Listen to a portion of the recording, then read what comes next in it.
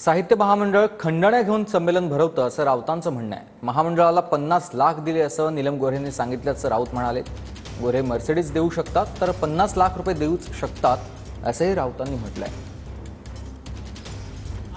काल नीलम गोऱ्हे या बाहेर पडताना पत्रकारांशी त्या बोलत होत्या खाजगी की मी महामंडळाला 50 लाख दिले उषा तांबेला म्हटले।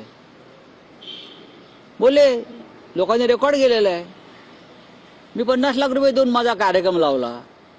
जरी मर्सिडीज देऊ शकते असं म्हणते, ती 50 लाख देऊ शकते। हे जे साहित्य महामंडळ आहे जे खंडण्या घेऊन हे संमेलन भरवत आहेत, म्हणजे सरकारने 2 कोटी रुपये दिले की त्यातले 25 लाख काढून घ्यायचे खंडणी म्हणून।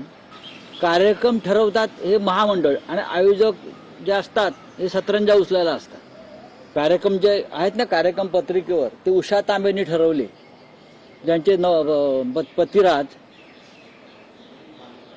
हे महाराष्ट्राचे PWD सेक्रेटरी होते, सगळ्यात भ्रष्ट खाते।